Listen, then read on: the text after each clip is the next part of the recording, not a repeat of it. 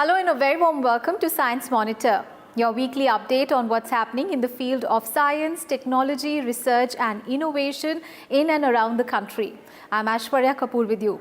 From the initiation of International Day of Clean Air for Blue Skies to a compact and cost-effective blood flow meter developed by Indian scientists, we have lots in store for you. So let us begin with the headlines. First International Day of Clean Air for Blue Skies held on 7th of September, a webinar organized by Ministry of Environment, Forest and Climate Change to mark the UN initiative. ARCI Hyderabad develops indigenous technology to synthesize LTO anode for fast-charging lithium-ion batteries, gets patent for the innovative technology.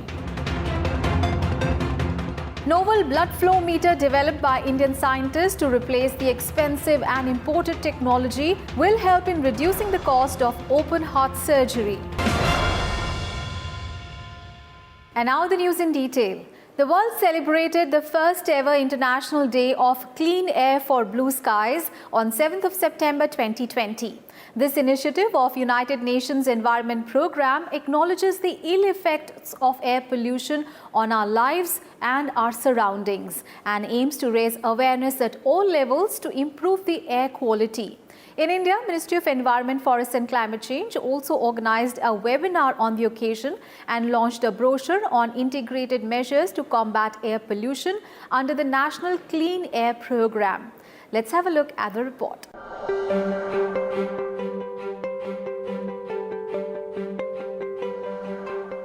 Beholding blue sky is becoming rare nowadays. And the reason is air, or the polluted air. It is the outcome of increased industrialization, increased urbanization, increased vehicular pollution, and many other activities of ever-increasing human population that are being conducted either out of ignorance or by ignoring the environment. Therefore, the United Nations General Assembly had to pass a resolution last year to designate 7th September as the International Day of Clean Air for Blue Skies. The aim is to raise awareness at all levels to improve the air quality of the world so that everyone can have access to clean air. To observe the day in India, a webinar was organized by the Ministry of Environment, Forest and Climate Change under the leadership of Union Minister Prakash Javadekar. The webinar was attended by the concerned representatives of all the states and union territories, including the commissioners of 122 cities as identified in the National Clean Air Programme (NCAP). The Union Minister advised the states to work on city-specific plans to reduce pollution. केंद्र ने एक national clean air programme शुरू किया। National clean air programme के तहत करोड़ों रुपए 122 शहरों को अपना सिटी स्पेसिफिक प्लान बनाने के लिए हमने भेजे हैं, क्योंकि हर शहर के कारण अलग है। कहीं इंडस्ट्री ज़्यादा है, कहीं व्हीकुलर पोल्यूशन ज़्यादा है, कहीं डस्ट पोल्यूशन ज़्यादा है, कहीं वेस्ट से निकला हुआ प्रदूषण ज़्यादा है। तो जैसे जिस शहर की तबीयत है प्रदूषण की, वैसे इलाज करके ये हमें एक अच्छे शहर में परिवर्तन करना है, प्रदूषण में कमी लानी है।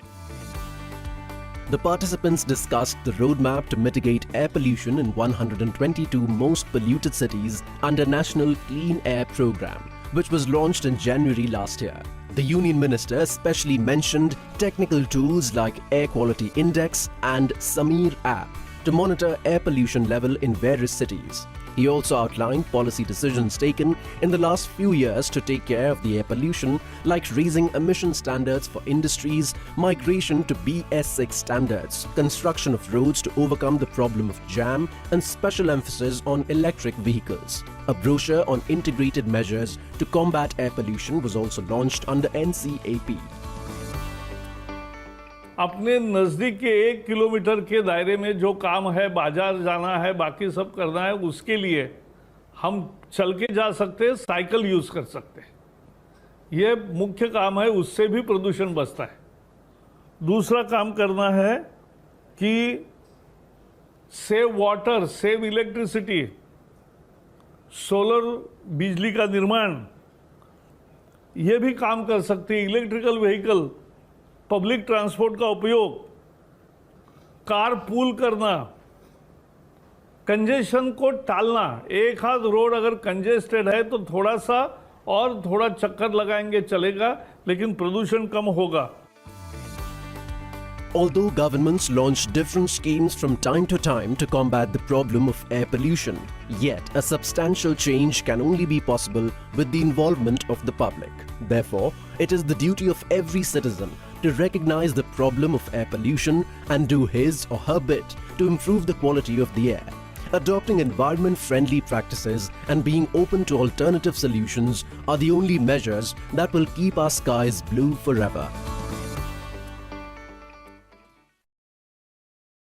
Hyderabad-based ARCI, an autonomous institute under the Department of Science and Technology, is continuously working on different materials to develop high-quality lithium-ion batteries and to reduce the dependency on imported products.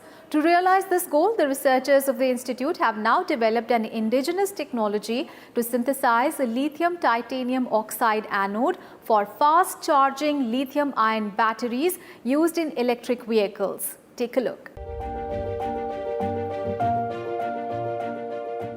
Fast-charging lithium-ion batteries are in high demand for portable electronic devices and electric vehicles. However, import of lithium titanium oxide, an anode material for high-power LIB application, makes the batteries costly. Plus, the complicated process of synthesizing this chemical makes things more difficult. Now, researchers working at the Center for Nanomaterials of ARCI Hyderabad, an autonomous institute under the Department of Science and Technology, have developed a simpler method to produce LTO, which can make the lithium-ion batteries less costly. The battery cost, it is very expensive. It is nearly 1/3 of the cost of electric vehicle. So since we are importing battery from abroad, that is the reason the electric vehicle cost is high. If we want to make that the indigenous material, and if we use that material for battery, then we can bring down the cost of the battery, that it will reflect in the cost of the electric vehicle.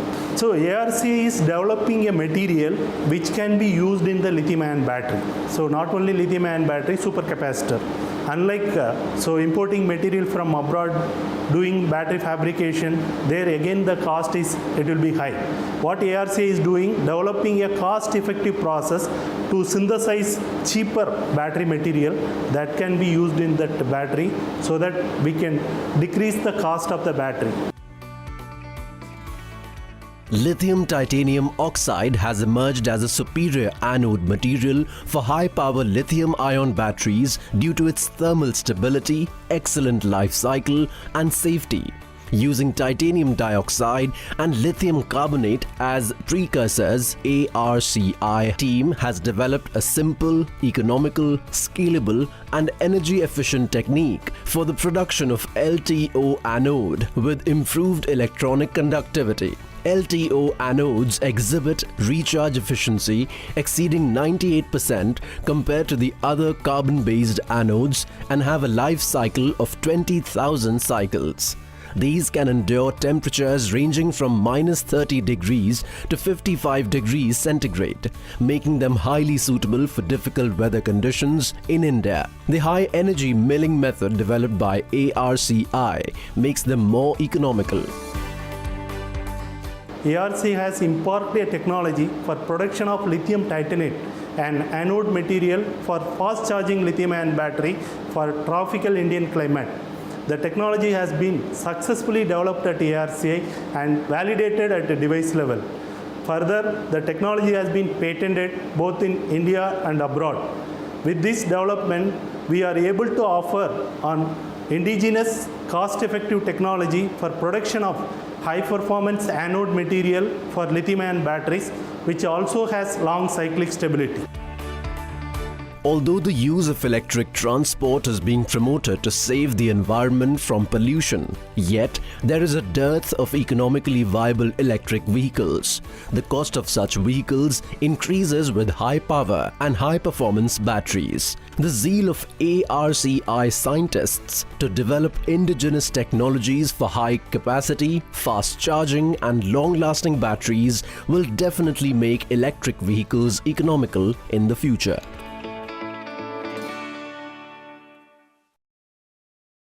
And now it is time for a short break, but do not go anywhere. We'll be back soon.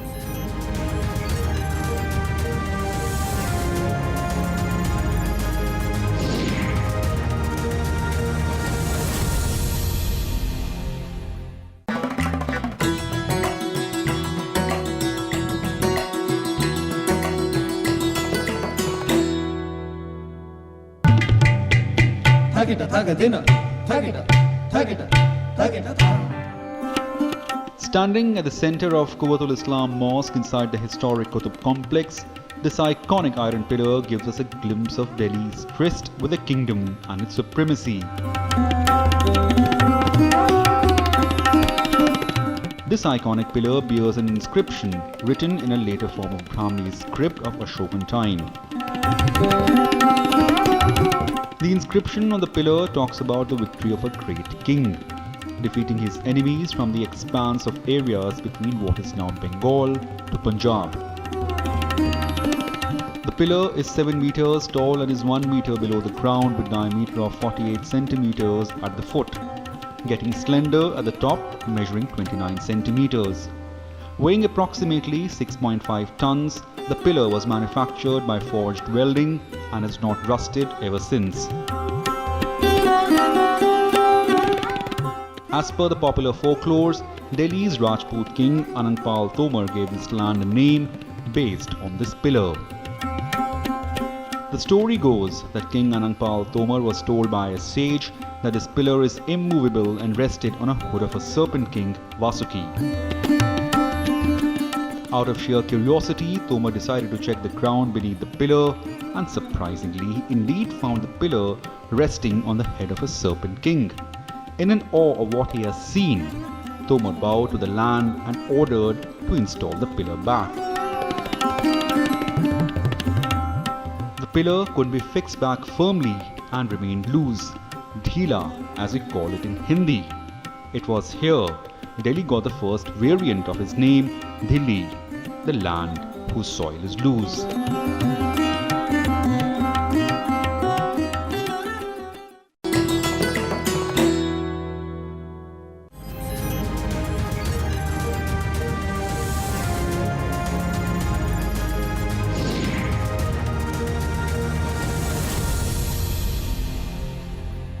Welcome back after the break. You're watching Science Monitor. The procedure of open heart surgery is not only complicated but also expensive as it involves the use of various high-end medical devices. One such device is a blood flow meter, which is used to monitor the outcome of the surgery.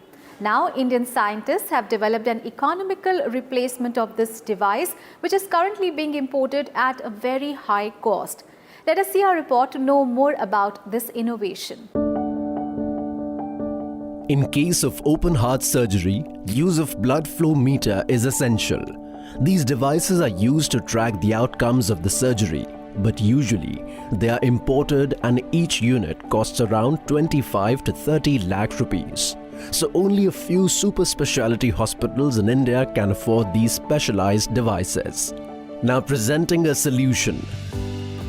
Thiruvananthapuram-based Sri Chitra Tirunal Institute for Medical Sciences and Technology, an autonomous institute of the Department of Science and Technology, has developed a simple, advanced and cost-effective blood flow meter.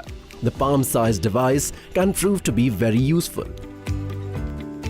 To solve this problem, Sri Chitra Tirunal Institute for Medical Science and Technology, an institute of national importance and a Department of Science and Technology, Government of India, has come up with a novel magnetic blood flow meter. This magnetic blood flow meter measures the flow rate of blood during cardiac bypass surgery. Because of the indigenous development, the cost of the flow meter comes down substantially, and this also lead towards the usage of the advanced pump technologies for the cardiac bypass surgery. The device has an electronic measurement system and a disposable biocompatible tube fitted with electrodes which are kept over the magnetic field produced by the device. When blood passes through the tube, under the influence of the magnetic field, a voltage is generated across the electrodes, which is proportional to the rate of blood flow. The novel method of generation of the magnetic field and detection of the voltage gives the device better accuracy of measurements. Apart from the measurement of blood flow during cardiac bypass surgery, the device can also be utilized for measurement of flow rate of conductive fluid in various industrial applications. The new medical device is portable and battery powered. This indigenous technology developed by the SCTI MST scientists will bring the cost of the device under 1 lakh, making it highly affordable. This will also reduce the cost of open heart surgeries. The institute has also transferred technology to a Kochi-based company for commercial production of the device and has also applied for a patent. Artificial intelligence involves the simulation of human intelligence in machines that are programmed to think and act like humans. From simple personal assistants such as Alexa and Siri to complicated self-driving cars, artificial intelligence is clearly the future of mankind. And recognizing the immense potential and need of this field, Indian Institute of Technology, Delhi has established an independent school of artificial intelligence on its campus. Let us see the report to know more about this development.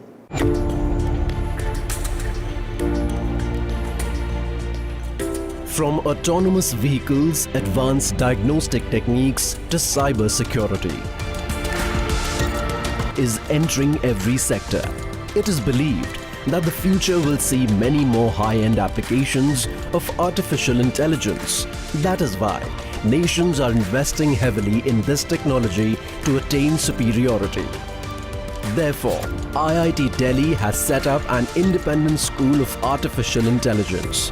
Through this school, the institute aims to provide a better platform to pursue in-depth research in this field. We are doing very well, but at the same time, we can do much better by having many more AI researchers and improving the overall quality of research and expertise that we have in our country. In response to this, IIT Delhi is starting the School of Artificial Intelligence.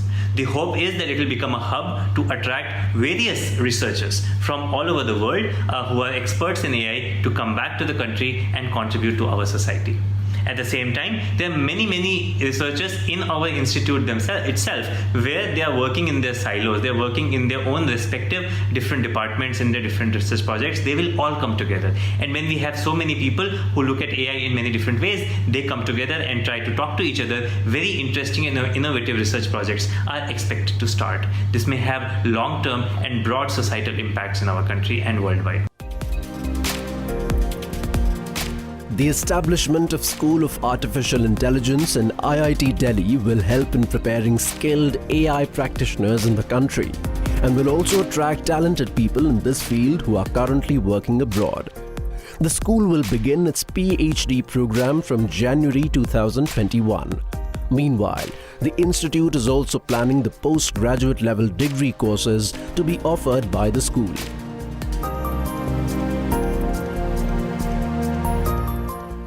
Lastly, we will also start various educational programs. We will start a PhD program in January right away, and in the next coming future, we will be starting a master's program. We are hoping to start a master's program in the field of AI.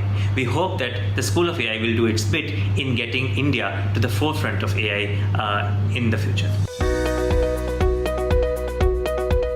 In the future, the progress of a nation will depend heavily on its AI capability. Nations leading in artificial intelligence will also lead the world. Therefore, it becomes absolutely essential to bring together all the knowledge, resources and stakeholders on one platform to promote collaborations and to conduct in-depth research in this field. IIT Delhi aims to achieve all this, besides providing specialized educational programs in AI.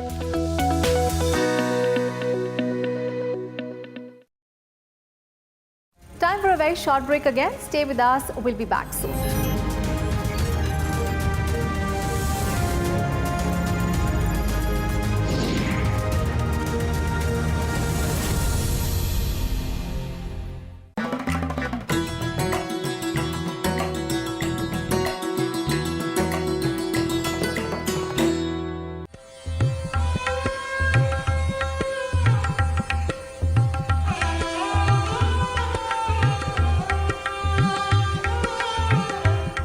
Lodi Garden, a scenic park spread nearly 100 acres in the heart of New Delhi, is a rich repository of history, preserving the remnants of two dynasties who ruled the city for over a century. Today, this park is among the choicest of locations for joggers, fitness enthusiasts and nature lovers. Besides species of birds and trees, the green pocket is also home to an array of historical monuments which were built during the 15th and the 16th century under the rule of Lodis and Sayyids, including the tomb of Muhammad Shah Sayyid and Sikandar Lodi, Bada Gumbad, a gateway attached to a three-domed mosque, medieval-era water tank and art pulla, an 8-pied bridge across the lake built during Mughal Emperor Akbar's reign.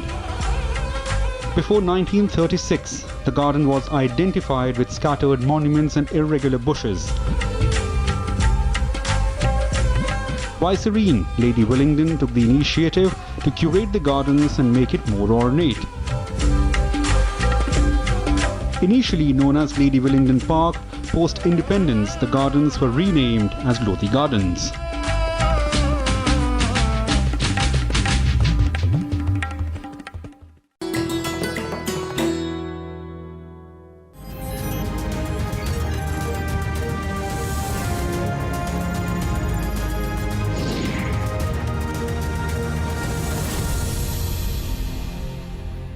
Welcome back. After the break, you're watching Science Monitor. And now let's have a quick look at some other developments that have made news in the field of science and technology in our segment Science Express.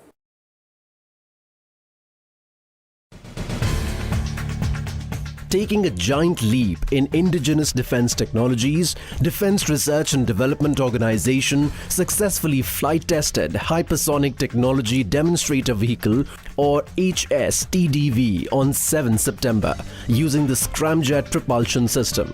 The flight test was done from APJ Abdul Kalam testing range in Balasore, Odisha. In just 30 seconds, the vehicle achieved a speed of Mach 6 or 2 kilometers per second, which is crucial to go undetected by any country's defense system. With this achievement, India has joined the exclusive club of US, Russia and China, the only other countries to have achieved this technology so far.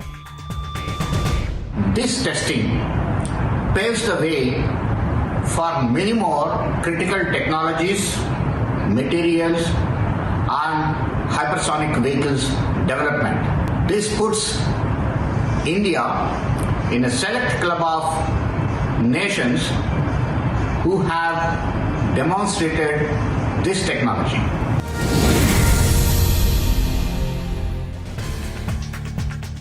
Northrop Grumman, an American global aerospace and defense technology company, named one of its Cygnus spacecraft after the former astronaut Kalpana Chawla. The company has a tradition of naming each of its Cygnus after an individual who has played a pivotal role in human spaceflight. The name of Kalpana Chawla was selected to honor her prominent place in history as the first woman of Indian descent to go to space. The SS Kalpana Chawla Cygnus capsule is scheduled to launch on the NG-14 mission atop the company's Antares rocket on 29 September to deliver approximately 3,629 kgs of cargo to the International Space Station. On 7 September 2020, India lost two of its exceptional minds from the field of science and technology. Professor Govind Swarup, known as the father of Indian radio astronomy, passed away at the age of 91 in Pune. Professor Swarup was an institution in himself. He was the brain behind the conceptualization and establishment of major radio telescopes in India, like Ooty Radio Telescope and Giant Meter Wave Radio Telescope in Pune. He received Padma Shri in 1973 and also earned innumerable other awards and recognitions for his exceptional contributions in the field of science. He was also the founder-director of TIFR National Centre for Radio Astrophysics, Pune. The day of 7 September also saw the demise of Dr. Narendra Sagal, who was the main force behind several science popularization programs in India. He passed away at the age of 79 in Delhi. A particle physicist by training, Dr. Sagal joined the Department of Science and Technology in 1982 and headed the National Council for Science and Technology Communication, or NCSTC. In 1989, he also founded DST's Science Popularization Wing, Vigyan Prasar. He was a pioneer in conducting science popularization activities at a massive scale to build a scientific temperament in the country.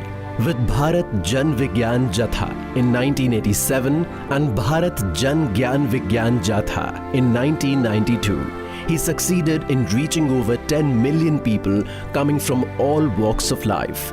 He conceived the National Children's Science Congress in 1993 and used the power of radio and television to popularize science among masses. His exceptional efforts to popularize science earned him the UNESCO Kalinga Prize for Science Popularization in 1991. And that is all in today's edition of Science Monitor. Do tell us how do you like our program.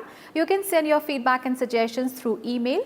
Our email ID is news@vigyanprasar.gov.in. You can also write in to us at Vigyan Prasar, 5th floor, Prithvi Bhavan, Lodi Road, New Delhi 110003. We'll meet you again next week with new informations and developments. Till then, stay safe, stay home and think scientifically all the time. Thanks for watching.